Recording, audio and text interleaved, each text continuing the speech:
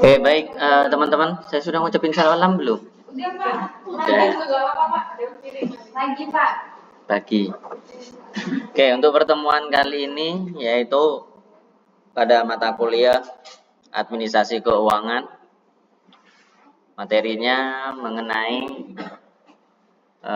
moneter, administrasi keuangan moneter sama fiskal. Apa sih kebijakan mengenai keuangan fiskal itu? Yaitu adalah langkah-langkah yang diambil oleh pemerintah, bukan ke perusahaan, untuk mengatur perekonomian suatu negara melalui pengeluaran pemerintah dan penerimaan negara, terutama adalah pajak. Karena yang menjadi sumber pendapatan utama di negara kita yaitu adalah pajak. Tujuan utama dari kebijakan fiskal ini adalah untuk mempengaruhi tingkat aktivitas ekonomi, mencapai stabilitas ekonomi, dan mendorong pertumbuhan ekonomi. Mungkin banyak yang digelontorkan oleh pemerintah, bantuan-bantuan atau bansos-bansos. Tujuannya apa di sana? Yaitu untuk stabilitas ekonomi dan mendorong pertumbuhan ekonomi.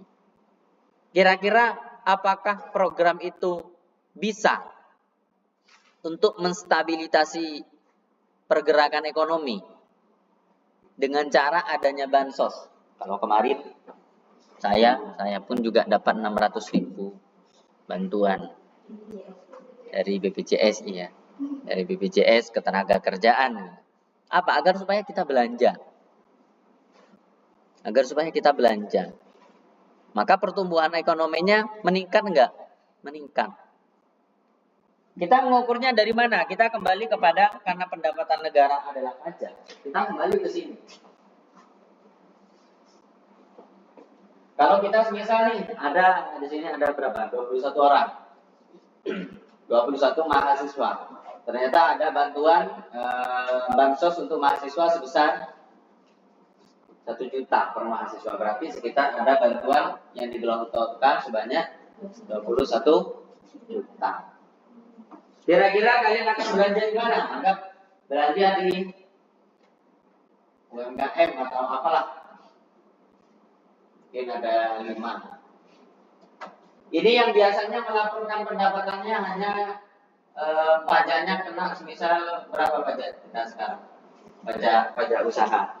Pendapatan PPN 12% semua. Anggap dari 12% ini ada pajaknya mereka adalah sebelum adanya bantuan berapa? Misal nominalnya sekitar 3 juta. Rata-rata semuanya 3 juta. Dengan adanya bansos 1 juta rupiah per orang dia akan belanja banyak. Maka secara tidak langsung dia pendapatannya meningkat enggak? Secara pendapatan kira-kira dia meningkat enggak? Meningkat. Ketika pendapatan dia meningkat, otomatis PPN-nya juga akan naik. Ini yang diharapkan oleh pemerintah. Jadi bukan rugi pemerintah buat bansos. Harapannya apa? Untuk menstabilisasi pergerakan ekonomi dan juga pertumbuhan ekonomi. Itu adalah kebijakan ada di tangan pemerintah. Karena memang pendapatannya yaitu yang bersumber utama adalah pajak. Ada berapa kendaraan di Kabupaten Gresik? Anggap contoh. Ada sekitar berapa juta orang penduduk Gresik? 200 juta. Anggaplah berapa ya? Berapa ribu kira-kira? 10.000 lah. Anggap 10.000 dengan sebaran kendaraan bermotor sekitar 7.000. 1 juta, Pak. 1 juta. 1 juta penduduk. 1.300.000. Oke, yang punya kendaraan bermotor roda 2 anggap 800 ribu. 600 di sini. 600. Oh ya kamu buat. Oke, sembarang mau 800 atau 600. Dengan rata-rata pajak kendaraan motor berapa?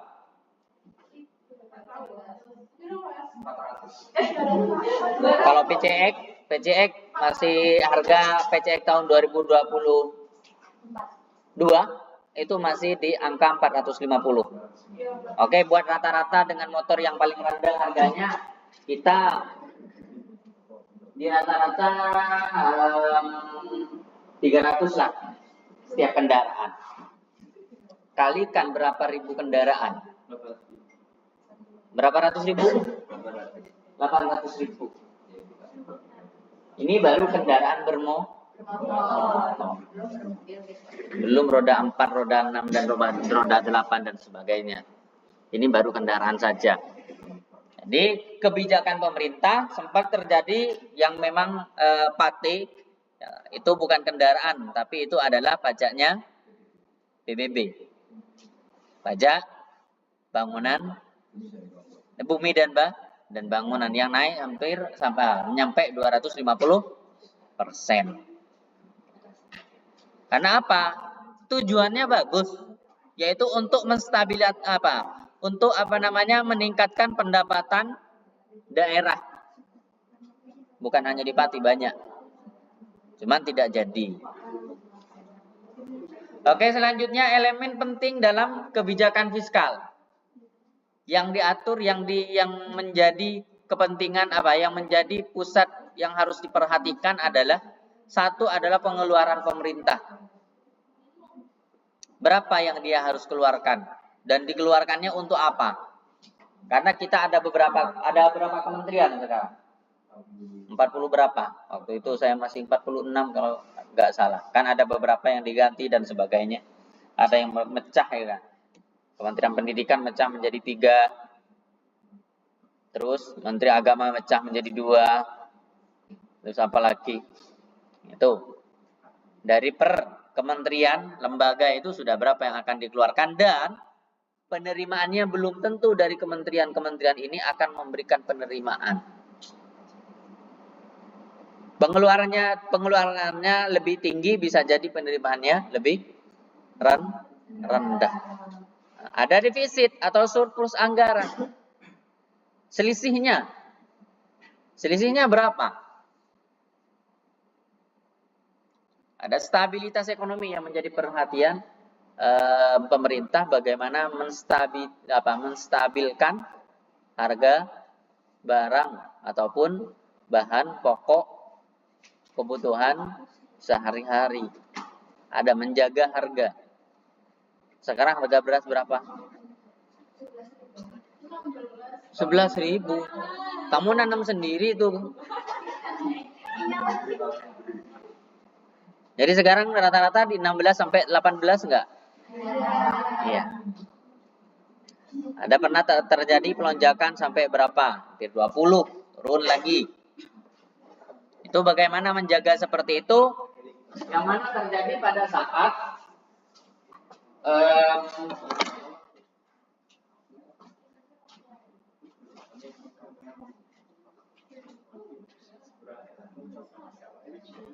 minyak pada saat corona sekitar 2000 berapa? 2020-an. Itu mahal banget. Sampai ibu saya pura-pura nggak kenal. Kan satu orang kan beli minyak semua. Iya, satu orang. Iya, itu biasanya promo di. Apa yang diambil oleh kebijakan pemerintah?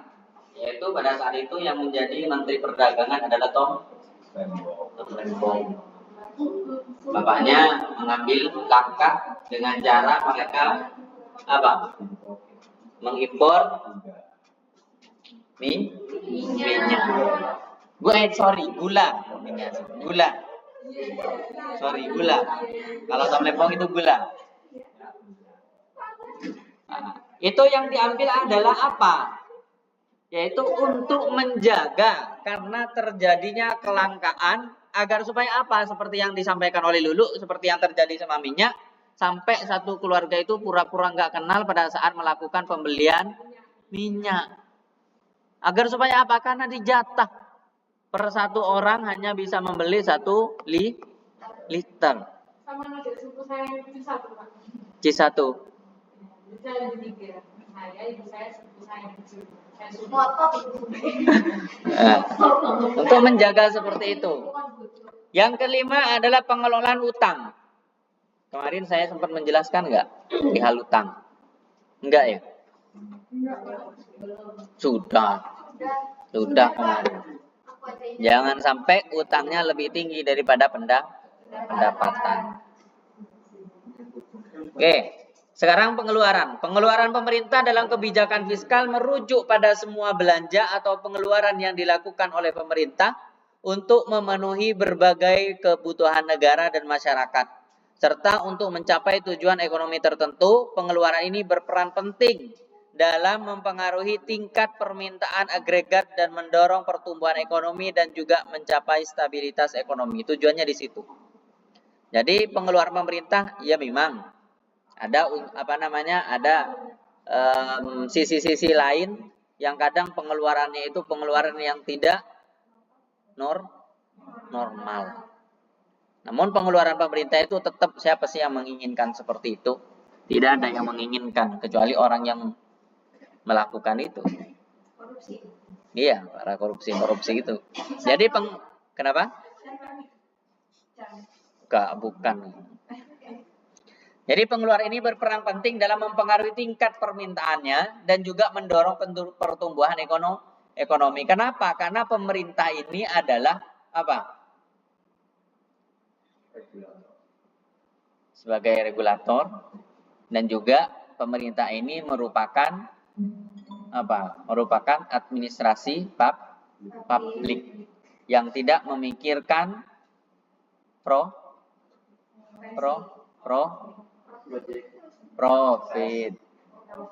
keuntungan, kecuali bisnisnya. Kalau bernama pemerintah itu tidak memikirkan profitnya, yang mereka pikirkan adalah yaitu pelayanan kepada masyarakat. Ada pengeluaran barang dan juga ada pengeluaran jasa.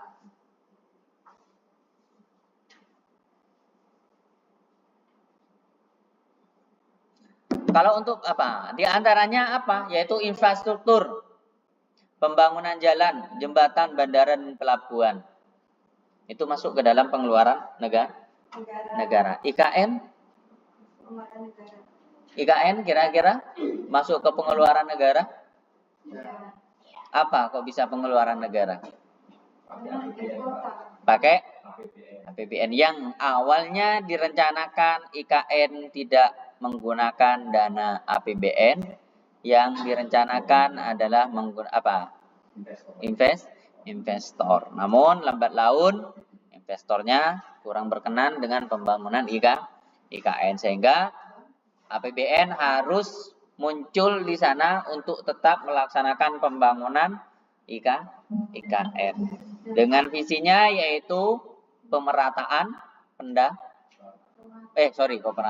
pendapatan, pemerataan pembangunan. Kira-kira apakah dalam waktu 10 sampai 20 tahun berpindahnya ibu kota negara menjadi IKN dari Jakarta itu secara perekonomian dan pemerataan akan terserap? 20 tahun maksimal. Berarti kalian nanti umur 40 tahun. Rata-rata kan sekarang umur 20. Kira-kira apakah dalam jangka 2 tahun itu perpindahan ibu kota Nusantara atau IKN ini betul akan menjadi penyerapan, pemerataan, pembangunan? Orang-orang yang mungkin sekarang sudah berbondong-bondong berbondong-bondong ingin tinggal dan punya rumah di Jakarta akan berpindah pemikirannya, yaitu pengen berbondong-bondong punya rumah, pendapatan usaha di IKN 20 tahun. Kira-kira akan seperti itu enggak? Enggak. Yang lainnya? Iya. Mungkin. Belum tentu. Apa kok bisa belum tentu? Faktornya apa kira-kira yang bisa menentukan? SDM. Terus? geografis. Terus apa lagi kira-kira? Yang bisa sekiranya kan katanya apa? Menjadi pusat rujukan nanti. Indonesia Emas tahun 2000. Berarti 20 tahun lagi kan? Ya. Kira-kira apakah pemerataan yang disampaikan tadi IKN 20 tahun lagi akan menjadi pusat rujukan, baik itu pendidikan, baik itu bisnis, tempat tinggal dan sebagainya? Siapa yang setuju? Kalau saya setuju. Tapi satu, selesai pembangunannya. Ya kalau IKN-nya belum selesai sampai sekarang, kalau tahu anggaplah 20 saat ini sudah pembangunan sudah 100%. 100% selesai. Dan pemerintahan memang betul-betul sudah dipindahkan ke sana. Maka dalam jangka 20 tahun bisa pemerataan itu. Tapi kalau sekarang masih yang dikatakan adalah pembangunan 2045 ini baru selesai pembangunannya. Bukan emas. Apa? Pecel. Gimana kalau penyiapan? Penyitaan. Yang kedua adalah pendidikan, sekolah, perguruan tinggi dan lembaga pelatihan serta beasiswa dan bantuan pendidikan. Yang seperti saya sampaikan pertemuan kemarin, sekolah rakyat. Itu masuk ke dalam pengeluaran barang dan jasa. Apa pembangunan sekolah rakyat. Ada juga yang dia canangkan adalah perguruan tinggi terbaru, yaitu apa? Universitas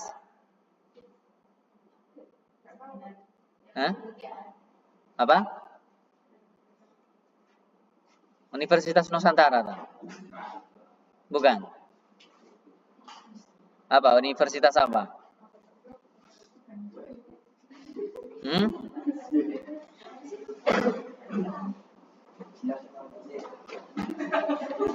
Sunan Gresik. Selanjutnya serta adanya beasiswa. Sekarang gampang mencari beasiswa ya. Baik itu beasiswa dari lembaganya sendiri ataupun dari eksternal. Kalau dulu kita kenal yang beasiswa dari pemerintahan itu hanya ada LPDP, sekarang banyak. Ada BEP. Kalau dari Kementerian Agama itu namanya BEP. Kalau dari Kementerian Keuangan itu namanya LPDP dan juga dari Kementerian Pendidikan. Pengeluaran selanjutnya yaitu berupa kesehatan, pembangunan rumah sakit, pusat kesehatan masyarakat. Mungkin kalau di Gresik mungkin secara puskesmas itu sudah layak. Kalau mungkin di kota-kota kecil itu masih banyak puskesmas itu seadanya saja. Yang penting hanya bisa mengobati kayak klinik, tapi secara fasilitas itu masih kurang. Dan masih banyak munculnya respon orang bahwasanya menggunakan BPJS itu ribet. Ribet enggak?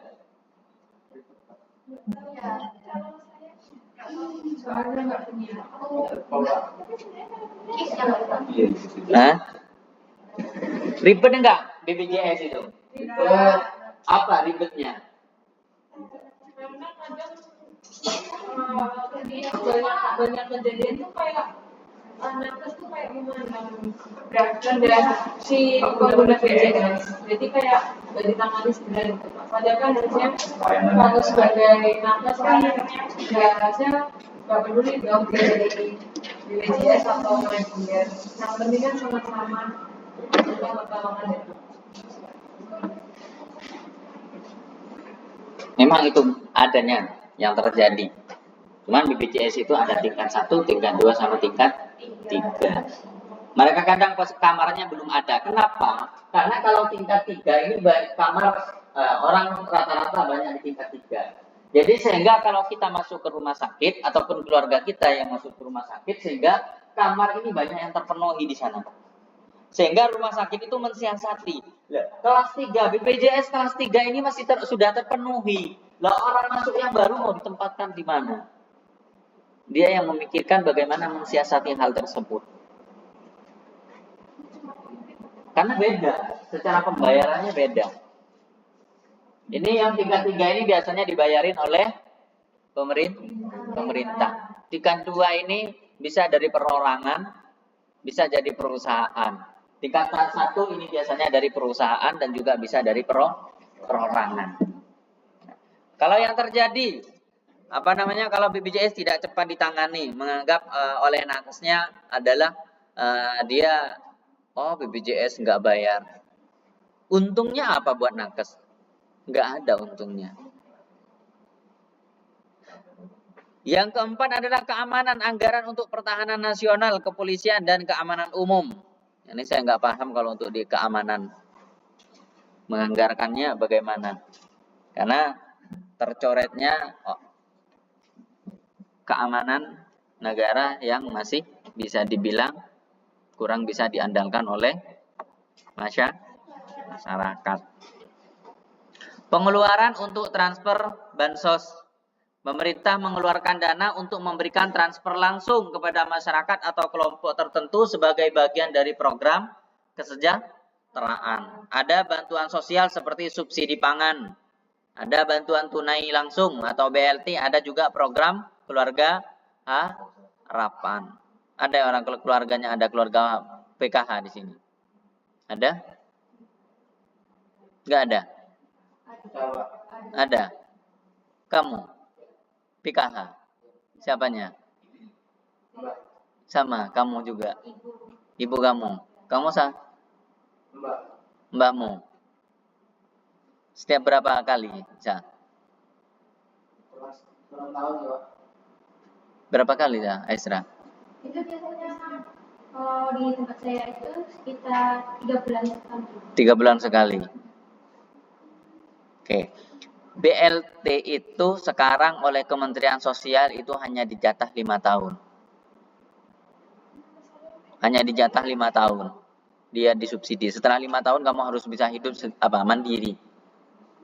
Apakah program seperti itu bagus? Bagus enggak kira-kira? Kalau menurut saya BLT-nya itu adalah jangan berbentuk uang. Tapi buatlah program mereka itu bagaimana bisa menghasilkan uang. Ketika setelah 5 tahun mereka dilepas, berarti dia bisa hidup mandiri. Dengan cara apa? Berikan pelatihan kewirausahaan. Agar supaya apa? Agar supaya mereka itu bisa berwirausaha, buka bisnis apa. Tapi Pak, kalau di daerah-daerah itu peluang bisnisnya kecil. Ya buat bisnis yang memang kebutuhan di daerah. Ternak bebek, ternak lele, ternak sapi, ya modalnya tinggi. Ikan apa? Ikan teri. Ikan hias kan ada.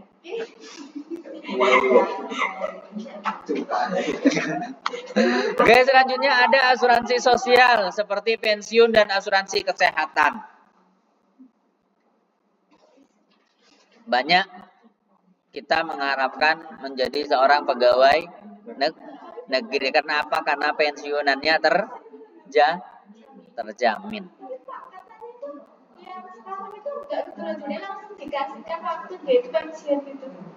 Satu kali. Ya, 1 kali. Soalnya saya dengar-dengar kan tetangga saya kan gitu. Tapi mbak saya itu kan pensiunnya udah lama. Jadi itu masih ikut yang lama. Ya. Oke, memang saya juga pernah mendengar.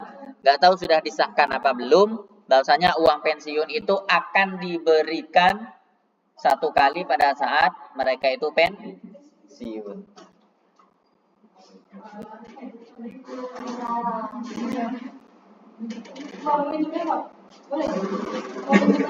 Punya siapa?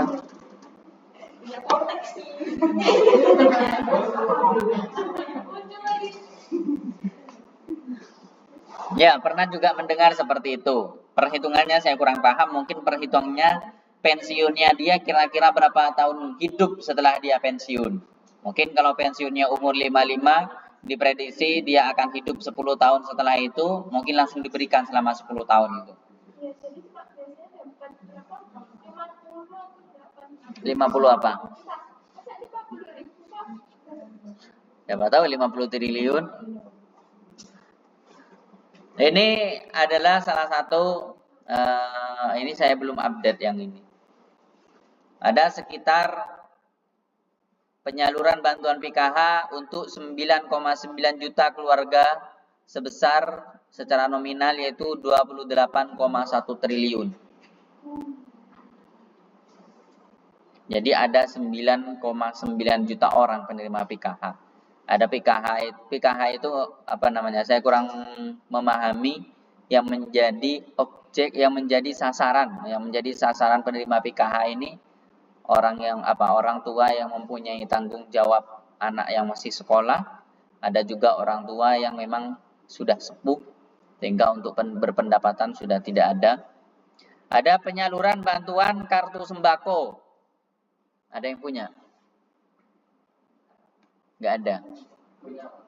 Kamu punya juga, Sa? Mbahmu. Jadi kayak apa sistemnya itu, Sa? Sistemnya itu kayak ngambil. Oh, ngambil sembako di kantor pos kayak gitu. Enggak di desa ya. Oh, di desa. Jadi ada surat dari desa sebelum itu, terus tanggal ngambilnya itu Di surat itu. Jadi bawa apa? Kupon. ya kayak bawa suratnya terus Dituker. iya. Dituker beras. Berapa kintal? Enggak sampai kita, Pak. Berapa kilo, Sa? Satu karung berapa? Enggak tahu, karungnya besar atau kecil. Ada 25, ada yang 5, ada yang 10. Yang 5 kayaknya. Yang 5, yang segini berarti. Segini. 5. Oh, 25 itu. Ya lumayan, Sa. Itu harganya berapa? 300 apa sampai 400 enggak sih? Ya, Pak. Sama, Pak. Oke, penyaluran bantuan langsung tunai atau BLT El Nino untuk 18,6 juta keluarga sebesar 7,5 triliun. Besar. Jadi Indonesia masih bisa dibilang tingkat kemiskinannya tinggi. Belanja 0K. Apa ini? K ini apa ya? Keluarga. Sebesar 269 secara keseluruhan 269,1 triliun. Antara lain melalui subsidi BBM. Subsidi BBM ini sebesar 21,3 triliun. Sebanyak 16,5 juta KL. Kalau sekarang sudah menurun. Karena apa? Karena BBM sudah tidak, yang dulu apa yang warna kuning itu? Premium sudah nggak ada. Sekarang tinggal ganti Pertalite. Dan sekarang Pertamina ini sepertinya membuat kebijakan pemerintah pom bensin atau SPBU yang beroperasi di Indonesia harus membeli dari Pertamina.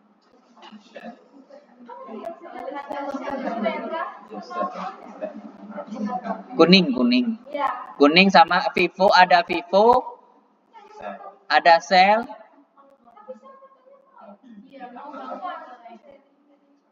Iya tak? Dibedakan seperti itu. Ada subsidi listrik sebesar 68,7 triliun untuk 64,5 terawatt hour. Ini biasanya untuk yang listrik yang 450-an. Itu karena masih subsidi. Kalau yang 900 itu sudah enggak. Di rumahnya masih banyak yang punya 450? Enggak ada. Di Gresik sulit kayaknya 450 karena dianggap Gresik ini sudah mampu. Kos-kosan 450 ada. Tapi kalau banyak beneran, kos-kosan 900 yang soalnya kalau misalkan 400 cuma buat kipas sama magicom tuh nanti nambah lagi tuh Nggak kuat. Jadi kira-kira kalau orang kaya pakai 450 ini bisa nggak? Nggak bisa, karena buat kebutuhannya dia harus pasang kulkas, pasang TV, iya sebagainya. Itu sudah nggak bisa. Kenapa? Karena mereka itu kebutuhan apa? Kebutuhan listriknya juga tinggi. Bisa dibilang tepat sasaran. Kalau untuk yang memang 450 ini untuk masyarakat miskin. Kos-kosan masih masuk lah. Karena anak kos mungkin hanya butuh untuk kipas, magicom. Subsidi bunga kur atau kredit usaha rakyat itu sebesar 90,9 triliun untuk 4,6 juta debitur. Terus penyaluran bantuan pangan untuk 21, juta keluarga sebesar 7,8 triliun.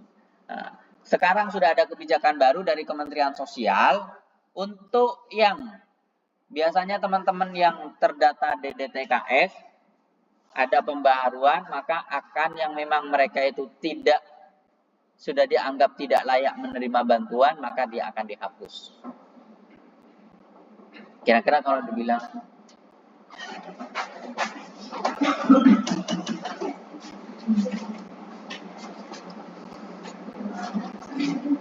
orang miskin nggak mau, tapi kalau mendapatkan bantuan miskin, ada subsidi dan insentif. Pengeluaran pemerintah juga mencakup pemberian subsidi untuk menstabilkan harga komoditas tertentu, mendukung industri strategis atau mengurangi beban biaya bagi masyarakat penghasilan rendah. Ada subsidi energi seperti subsidi bahan bakar minyak atau BBM, gas LPG dan listrik. Sudah, subsidi pertanian termasuk pupuk bersubsidi dan bantuan kepada petani.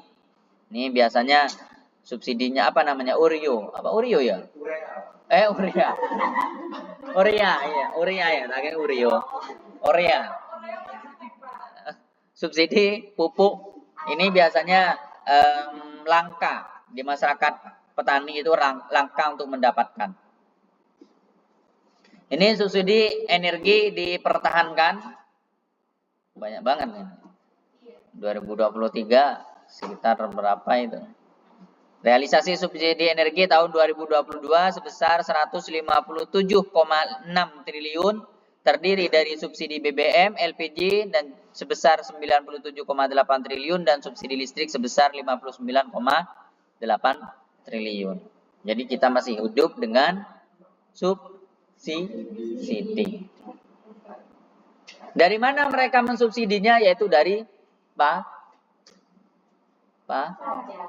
pajak. Makanya patuh-patuhlah kalian membayar pajak. Iya. Beli gacuan kita bayar pajak. Maksudnya pajak-pajak pendapatan, PPN, PPH. Kadang banyak perusahaan-perusahaan yang mengalih-alihkan agar supaya mereka tidak dikenakan pajak. Ada orang yang beranggapan ketika kita mau pinjam ke bank, salah satu syaratnya adalah punya NPWP. Takut enggak orang ketika diminta NPWP? Takut. Mereka apa? Takut dikenakan pajak. Kalau kita pada saat laporan pelaporan PPT tahunan, SPT tahunan, dan kita melaporkan bahwasanya kita memang bukan orang kaya, kita tidak akan kena pajak. Tapi laporannya yang real. Kalau karyawan biasanya diberikan surat bukti potong. Biasanya saya dapat dari Bu Rizka. Awal tahun itu biasanya dapat dari Bu Rizka. Pendapatan saya selama bekerja di Poltek ini berapa. Dan ada bukti potong itu diupload. Diupload di SPT tahunan. Kita di SPT tahunan itu akan muncul ketika kita melaporkan hutangnya berapa, pendapatannya berapa, terus kekayaannya saat ini berapa. Maka di situ jika memang tidak mencapai pendapatan bersih selama 1 tahun itu kalau nggak salah sekitar 60 juta. 60 juta nggak sih? 60-an, 60 kalau nggak salah. Maka kita dianggap nihil, tidak wajib membayar pajak. Tapi kalau kita melaporkan kita punya usaha, misal Fawas punya usaha ini itu, banyak usahanya sehingga dia melaporkan jenis usahanya, pendapatannya lebih tinggi daripada hutang dan kekayaan baik itu berupa harta bergerak ataupun tidak bergerak, maka itu dikenakan pajak dan harus baik. Nggak usah takut-takut. Kita laporkan aja ke harta kekayaan kita. Ini fakta penerima subsidi BBM. Ada solar, ada pertalite, ada LPG 3 kilo. Pengeluaran investasi pemerintah. Pengeluaran investasi pemerintah bertujuan untuk meningkatkan kapasitas produksi dan mendorong pertumbuhan ekonomi jangka panjang. Seperti apa? Yang pertama, seperti investasi di proyek-proyek strategis seperti pembangunan pabrik, proyek pengolahan sumber daya alam, atau pengembangan kawasan industri. Ini di Gresik sudah mulai terbangun ya. Siapa tahu nanti Gresik menjadi pusat industri di Jawa Timur. Yang kedua, investasi dalam teknologi dan inovasi termasuk riset dan pengembangan. Karena yang disampaikan oleh Wakil Bupati kemarin pada saat wisuda itu tinggi. Gresik itu sangat tinggi sekali untuk masuknya investor ke Gresik itu tinggi. Kenapa? Karena Gresik sudah mulai menjadi pusat rujukan industri. Cuman pengangguran, kenapa kok penganggurannya masih tinggi? Bahkan melebihi secara nasional, secara persentase. Ini masih tinggi. Apa yang menyebabkan? Kemungkinan sumber daya manusia yang digunakan di Gresik dengan industri-industri yang ada di Gresik ini bukan orang Gresik. Kenapa? Bisa jadi dari luar, orang luar yang didatangkan ke Gresik yang mau dan berkenan digaji rendah di bawahnya UMK Gresik. Semisal diambil dari Lamongan, Lamongan berapa UMK-nya? Berapa? 2,3. Tuban berapa? 3 juta. Ya tak. Ya lo. 3 juta. Oke. Berarti industri Gresik ini akan menyasar SDM dari Lamongan. Orang Lamongan dengan UMK 2,3 saya gaji 2,5 mau. Atau dikasih 3 juta mau. Tapi kalau saya merekrut orang Gresik, dia punya keinginan gajinya harus nyampe minimal UMK. Mungkin itu adalah salah satu faktor kenapa yang disampaikan oleh Bapak Wakil Bupati kemarin bahwasanya investor di Gresik ini meningkat tapi penganggurannya masih tinggi. Mungkin salah satu penyebabnya di situ. Pengeluaran untuk pembayaran utang. Pemerintah juga memiliki kewajiban untuk membayar cicilan pokok dan bunga utang yang diambil untuk mendanai defisit anggaran di masa lalu. Pembayaran utang ini termasuk pengeluaran yang penting dalam kebijakan fiskal dan berdampak pada kesehatan keuangan negara. Karena apa? Seperti pada saat Bapak Presiden Prabowo Subianto pada awal setelah pelantikan, beliaunya langsung kunjungan kerja ke luar negeri. Untuk apa? Untuk mendapatkan suntikan dana. Dengan menawarkan apa yang ditawarkan oleh Bapak Prabowo adalah apa? Proyek. Salah satunya mungkin Indonesia. Kenapa? Mungkin kalau kamu kalian pinjam ke temannya, saya mau pinjam uang. Buat apa? Buat ini. Saya ada proyek untuk mengerjakan ini. Mungkin dalam waktu 3 bulan proyek saya selesai, saya bisa mendapatkan hasil sekian. Itu yang akan dibawa oleh pemerintahan agar supaya bisa mendapatkan suntikan dana. Punya proyek apa kamu kok berani membutuhkan dana sekian? Saya punya proyek ini yang diprediksi dalam 1 tahun atau 5 tahun ke depan ini akan sudah balik modal sekian. Ini utang Indonesia tembus di 7.000 triliun per tahun 2000 berapa ini ya? Saya ambil 2000 berapa sih? 2023. 7.000 triliun. utang negara. Menteri Keuangan Sri Mulyani pada saat itu mengatakan bahwa di tengah gejolak kondisi global utang luar negeri, Indonesia mengalami penurunan. Jadi 7.000 ini sudah penurunan. Menurun. Berarti kalau tingginya berapa? 7.000 triliun. Lumayan.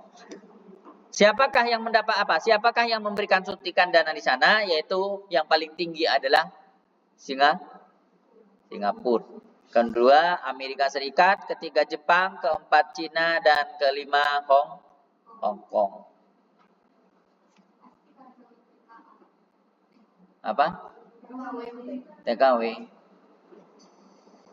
Pengeluaran untuk pemeliharaan dan operasional pemerintah.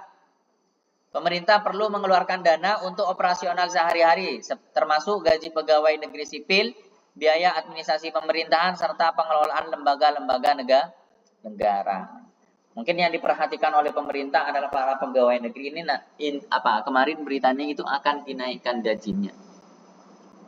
Padahal orang ini berlomba-lomba untuk bisa menjadi pegawai negeri karena menjadi pusat perhatiannya pemerintah, baik itu secara gaji, baik itu secara kesejahteraan, baik itu secara pendidikan, sosial, dan sebagainya. Makanya banyak orang berbondong-bondong pengen menjadi pegawai negeri.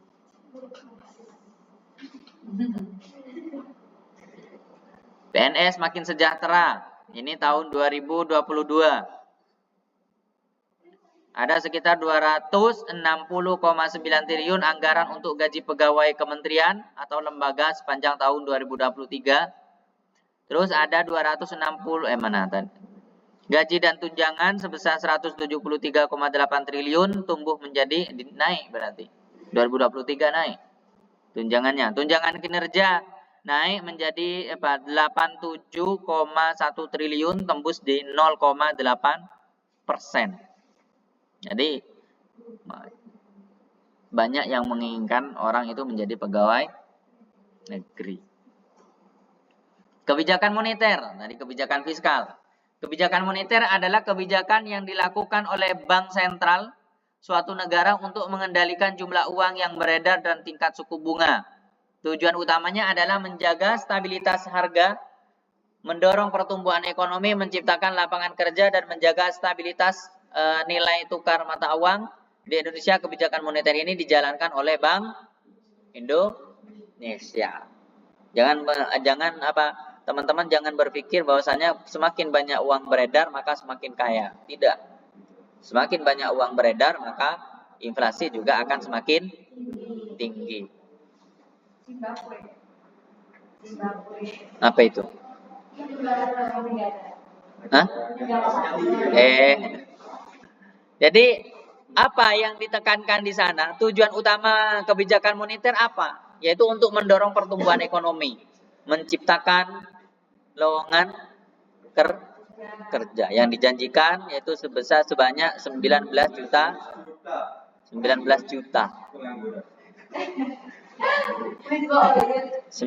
juta lapangan pekerjaan. Jadi kerja itu tidak harus kita mendapatkan gaji. Kerja itu tidak harus kita mendapatkan gaji, tapi bisa mendapatkan penghasilan. Kalau gaji berarti kita kerja ke orang. Kalau berpenghasilan tidak harus bekerja dengan orang. Kita yang menciptakan pekerjaan. Ini contoh mungkin sepertinya pernah saya tampilkan kepada teman-teman. Ini salah satu bunga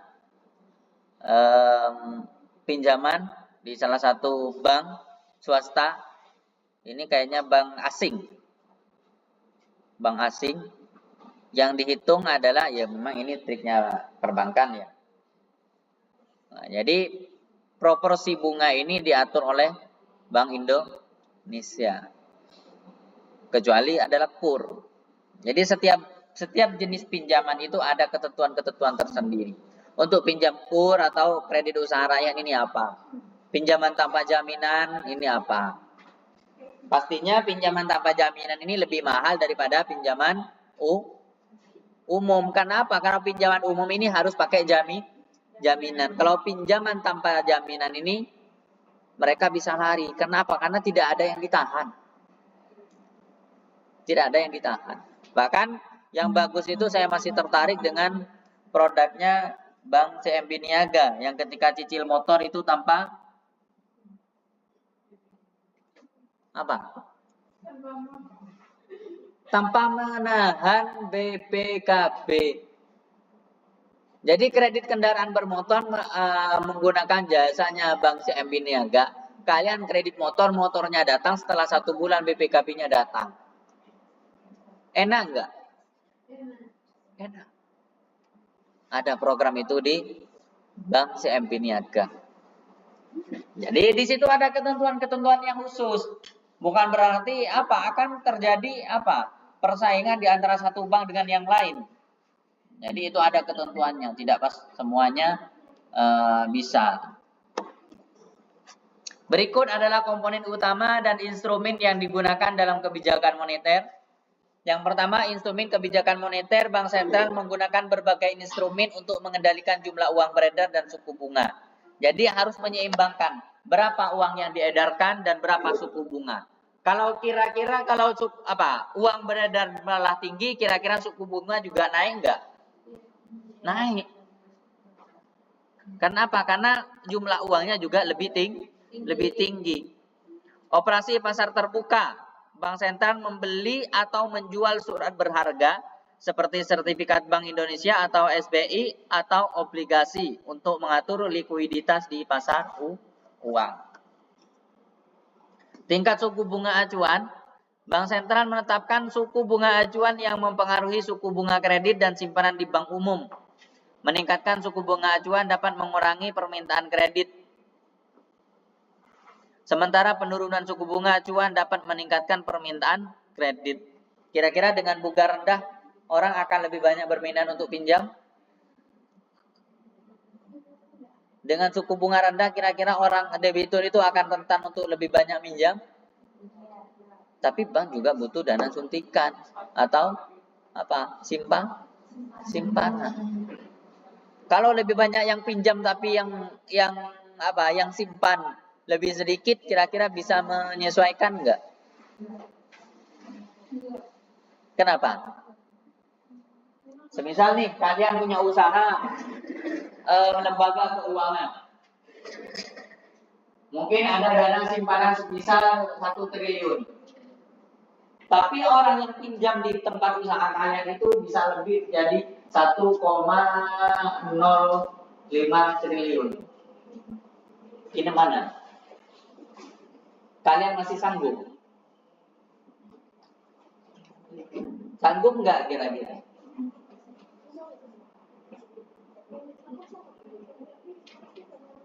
Apa yang akan disiasati jika terjadi seperti itu? Kalian punya lembaga keuangan, nasabah atau debitur itu menyimpan dananya di lembaga kalian itu sebesar 1 triliun. Tapi ada banyak nasabah yang pinjam karena memang mungkin suku bunganya yang relatif rendah dan prosesnya yang cepat, tidak ribet, sehingga yang pinjam sebesar 1,05 triliun. Apa yang disiasati? Apa yang akan kalian siasati? Antara simpanan sama pinjaman terlalu tinggi pinjaman. Apa yang disiasati? Lakukan. Seperti yang dilakukan oleh Bank Sentral, yaitu operasi pasar terbuka. Cari investor untuk memasukkan dananya di lembaga keuangan tersebut. Cadangan wajib minimum. Ada dana cadangan. Bank sentral menentukan persentase tertentu dari dana pihak ketiga yang harus disimpan oleh bank umum sebagai cadangan di bank sentral. Jika bank sentral menaikkan cadangan wajib minimum, uang yang tersedia untuk pinjaman berkurang. Jadi ada dana yang harus dicadangkan dan harus ditaruh di bank sentral. Ada fasilitas kredit likuiditas.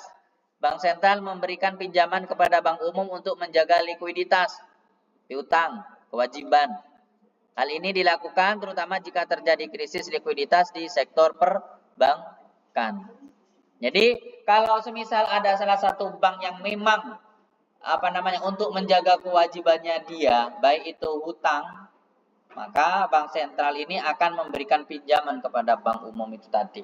Jadi dia akan memberikan pinjaman kepada lembaga kepada perbankan yang ada di bawah naungan bank sentral. Seperti yang terjadi waktu itu punyanya, saya membacanya itu yang punya siapa?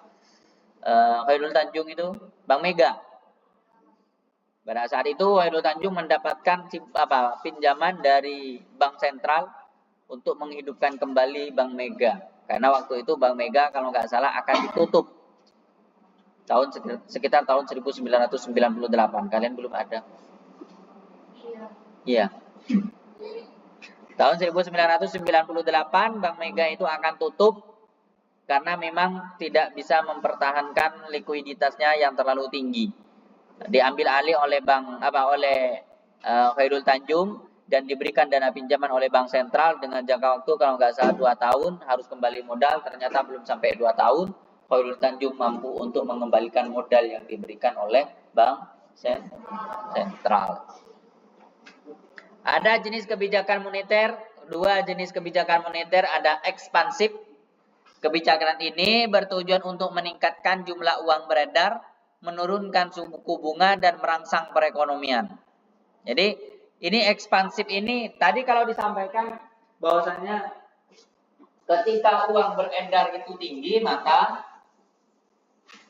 suku bunga juga akan tinggi.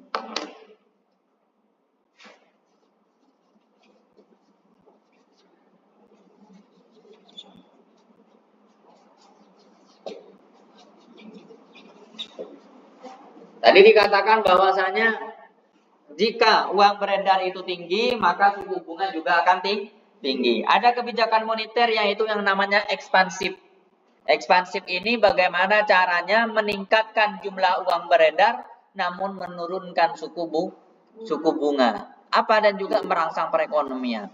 Bank sentral biasanya menggunakan kebijakan ini pada saat ekonomi sedang lesu atau dalam resesi. Jadi ekspansif ini tidak semerta-merta diambil oleh bank sentral atau BI. Diambilnya pada saat memang keadaan-keadaan yang memang membutuhkan suntikan dana besar.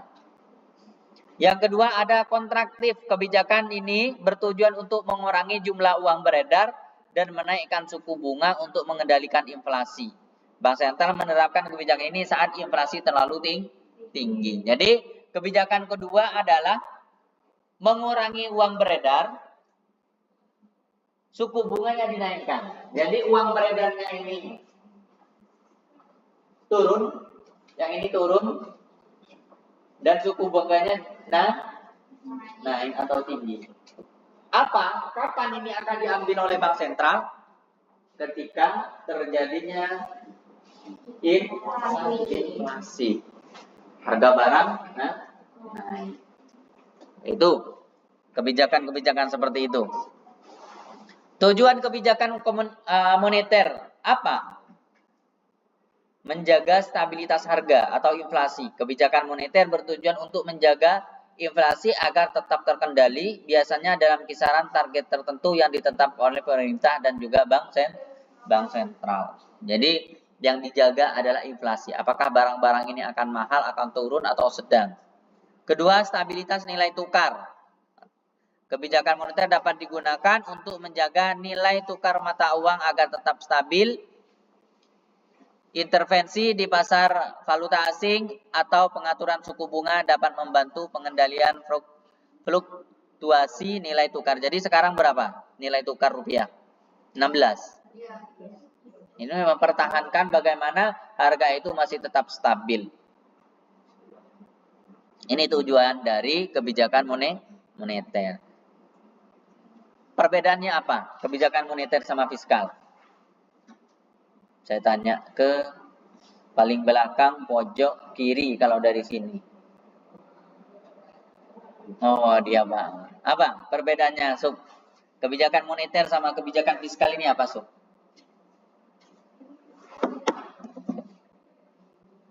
Ayo Sub.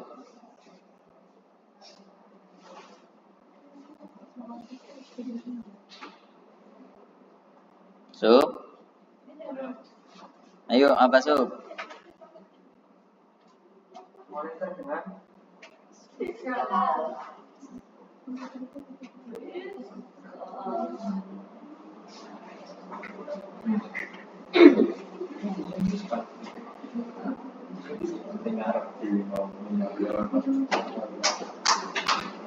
Ayo Sub.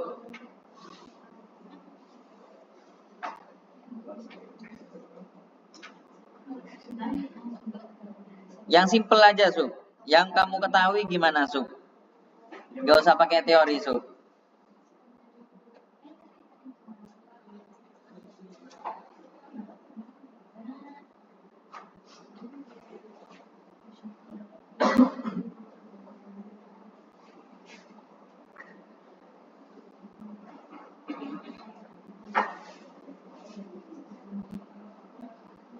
moneter dilakukan oleh bank sentral. Kenapa? Kebijakan moneter itu dilakukan oleh bank sentral. Terus kalau fiskal? Dijalankan oleh pemerintah melalui pajak dan pengeluaran negara. Saya tanya ke yang cewek. Yang cewek-cewek yang sebelah sana. Yana. Mana Yana?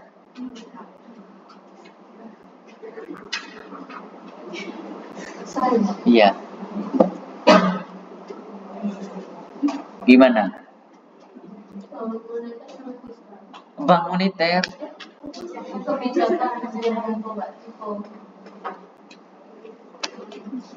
Apa?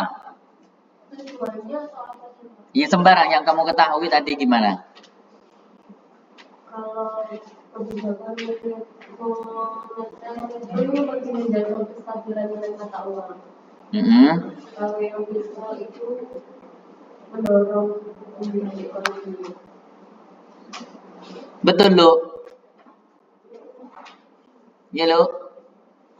Ya, maka fiskal kan kayak harus menjaga stabilitas ekonomi secara jangka panjang, jadi bisa diatur pendapatan pengeluarannya awalnya pemerintah. Tapi kalau kebijakan moneter kan dia menjaga stabilitas moneter termasuk mata uang yang beredar dan juga likuiditas. Aul, gimana Aul? Enak ngomong sama Pak. Kebijakan yang ini yang fiskal itu mengatur apa anggarannya negara. Yang satunya yang moneter itu untuk menggunakan uangnya atau apa peredaran uang. Kinan, apa Kinan? Coba kamu tambahkan Kinan. Jadi perbedaan utama dari kebijakan moneter dan kebijakan fiskal itu ada di pelaksanaannya, yang kemudian dari fokus tujuannya. Di kebijakan fiskal sendiri hampir sama seperti yang Lulu katakan tadi. Apa kata Lulu? Coba diulang sama persis dengan yang dikatakan Lulu. Kebijakan fiskal itu mengatur pemerintah untuk menstabilkan ya, bukan mata uang kebijakan fiskal itu dilakukan oleh pemerintahan melalui Kementerian Keuangan, jadi bisa melalui pajak dan itu APBN. Ya gitu dong Pak. Satu lagi, saya nggak mau nunjuk, siapa yang mau nambahkan? Kalau nggak ada, saya tunjuk. Saya tunjuk aja. Yang laki, Uki, gimana Ki?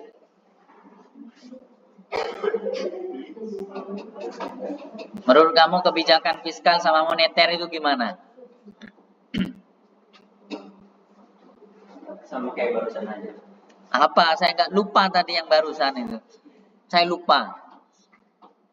Ya kalau moneter itu bagusnya buat menjaga nilai mata uang. Salah satunya itu, salah satunya. Terus? Fiskal buat pembentukan perekonomian negara. Oke. Siapa yang ngurusin orang miskin nanti? Kebijakan mana? Apa kebijakan moneter atau fiskal yang ngurusi kemiskinan? Terus kalau ngurusin orang kaya, kenapa kok diurusin oleh kebijakan moneter? Diurus sendiri. Ya nggak tahu.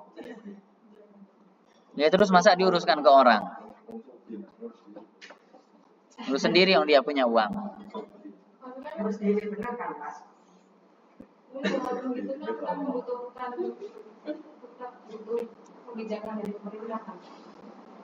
Ya, ada kebijakan di situ. Nah, orang kaya juga harus bayar.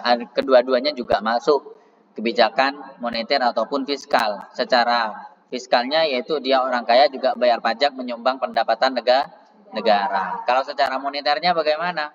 Secara moneternya adalah dia sebagai apa kekayaannya. Rata-rata kalau orang kaya memang dia pebisnis, menjaga stabilitas harga barang. Ini salah satunya yang tadi. Mendukung pertumbuhan ekonomi, mengurangi pengangguran. Oh, ini dirikat ya? Hah? Iya.